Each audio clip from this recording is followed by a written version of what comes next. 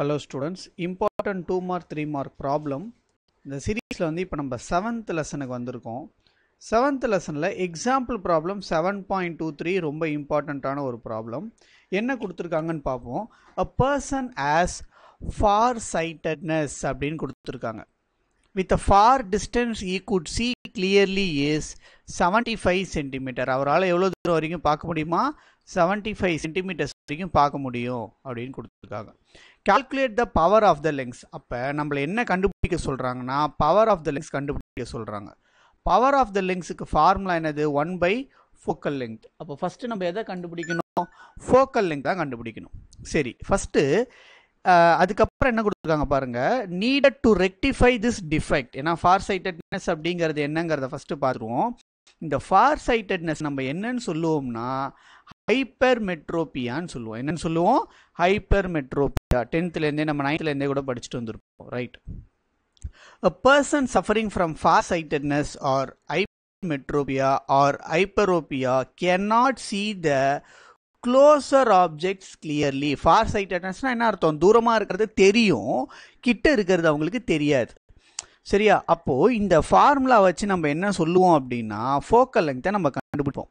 Focal லெங்த்தோடைய formula என்னது? y into 25 centimetre. எப்படி sir 25 centimetre இருந்துச்சு? அங்கே தான் நம்ம ஆப்ஜெக்டை பிளேஸ் பண்ணுறோம் அப்படின்னு கொடுத்துருப்போம். கரெக்டா? ஸோ மைனஸ், ரைட்டா? Yes, y minus 25 centimetre. So இதுதான் நம்மளுடைய ஃபார்முலா.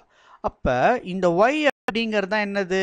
நம்மளுடைய இமேஜ். அப்போ எவ்வளோ தூரம் வரையும் பார்த்துருக்காங்களாம்? y is equal to 75 centimetres எடுத்துக்கிறோம். சரியா?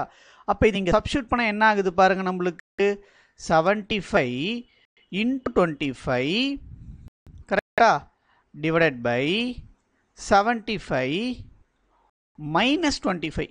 கரெக்டா? ரொம்ப முக்கியமான ஃபார்முலா. பசங்க வந்து என்ன பண்ணிடுவாங்கன்னா ஒரு அவசரத்தில் எழுதும்போது மேலே மல்டிப்ளைக்கு பதிலாக ப்ளஸ் போட்டுருவாங்க. அந்த தப்பை பண்ணாதீங்க. சரியா? மேலே மல்டிப்ளிகேஷன், கீழே வந்து மைனஸ். ஓகேவா? அப்போ நான் இதை ஃபர்தராக சால்வ் பண்ணும்போது 75 இன்ட்டு 25 நான் பண்ணேன்னு வச்சுக்கோங்களேன், எனக்கு ஆன்சர் வந்து 1875 கிடைக்கும். என்ன கிடைக்கும்? 1875. 75 மைனஸ் 25 பண்ணால் என்ன கிடைக்கும்? நம்மளுக்கு 15 கிடைக்கும். என்னன்னு கிடைக்கும்? 50. அப்போது இதை நான் டிவைட் பண்ணும்போது எனக்கு ஃபோக்கல் லெங்த்தோடைய ஆன்சர் என்ன வருதுன்னு பார்த்தீங்கன்னா 37.5 சென்டிமீட்டர்ஸ்னு கிடைக்கும். இதை டிவைட் பண்ணால் எனக்கு என்ன கிடைக்கும்? 37.5 சென்டிமீட்டர்ஸ். சரி, இப்போது என்ன ஃபஸ்ட்டு நம்ம என்ன கண்டுபிடிக்கணும்? பவர் தானே கண்டுபிடிக்க சொல்லியிருக்காங்க. அப்போ பவரோடைய ஃபார்முலா என்னது? 1 ஃபோக்கல் லெங்த். கரெக்டா? அப்போ 1 ஃபோக்கல் லெங்த் நம்ம என்னன்னு சொல்லுவோம்? 1 டிவைடட் பை ஃபோக்கல் லெங்த் இருக்கா? ஆக்சுவலாக இதை நம்ம எதில் எழுதணும்? மீட்டரில் தான் எழுதுவோம். ஏன்னா 1 மீட்டர் தான் நம்ம என்னன்னு சொல்லுவோம்? டயாப்டர்னு சொல்லி எடுத்துகிட்டு வருவோம். அப்போ நான் இந்த வேல்யூவை நான் மீட்டருக்கு மாற்றினேன். இது எனக்கு என்ன ஆகும்? இன்டூ 10⁻⁻2 வருமா? Which is nothing but 2 decimal முன்னாடி போயிடும். அப்போ 0.375 மீட்டர்னு சொல்லலாமா?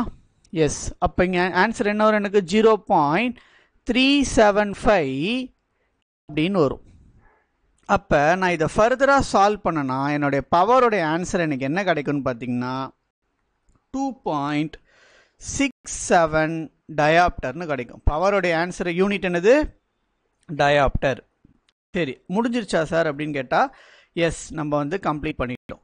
சரி, இப்போ இந்த ஆன்சர்லேருந்து நம்ம என்ன சொல்லலாம்னா என்ன லென்ஸ் யூஸ் பண்ணுவாங்க? கான்வெக்ஸ் லென்ஸ் தான் யூஸ் பண்ணணும். என்ன லென்ஸ் யூஸ் பண்ணணும்? கான்வெக்ஸ். ஏன்னா அதுதான் கன்வர்ஜிங் லென்ஸு. கரெக்டா? ஸோ இந்த ஹைப்பர் மெட்ரோபியா இருக்கிறவங்க என்ன லென்ஸ் தான் யூஸ் பண்ணுவாங்க? கான்வெக்ஸ் லென்ஸ் தான். அதை கரெக்ட் பண்ணுறதுக்கான லென்ஸ் கொஷின்லேயே கொடுத்துருக்காங்க பாருங்க. Calculate the power of the lens of the spectacles needed to rectify.